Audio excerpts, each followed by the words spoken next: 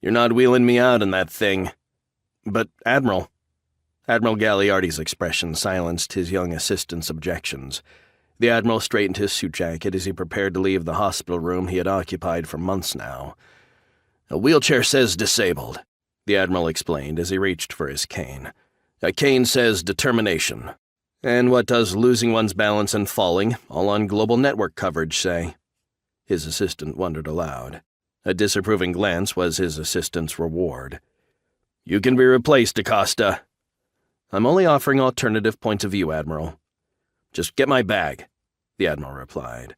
He paused for a moment, considering the young man's words. Perhaps you should walk on my left, he conceded, just in case. Minutes later, Admiral Gagliardi and Mr. DaCosta stepped through the main doors of the rehabilitation facility and into the morning sunshine. The Admiral paused long enough to look around.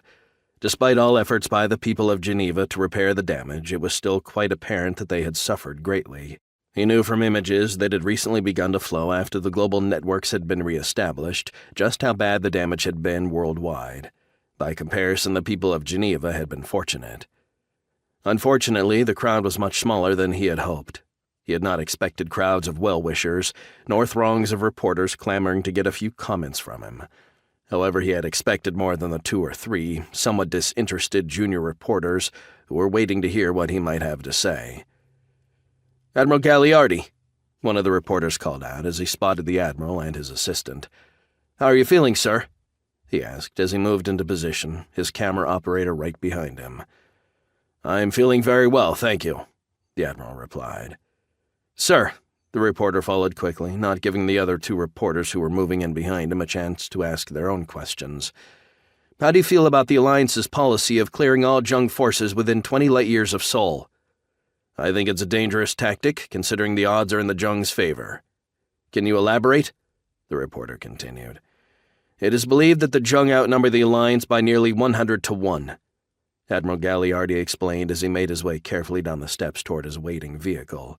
If the Jung managed to coordinate even half those ships into a concentrated attack, Earth would not stand a chance.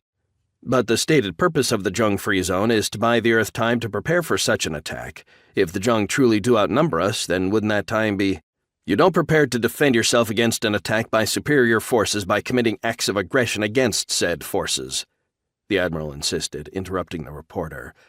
Patrol and intercept inbound forces, yes. You can even destroy them if necessary, but going out and attacking forces just because they're within a certain distance from you?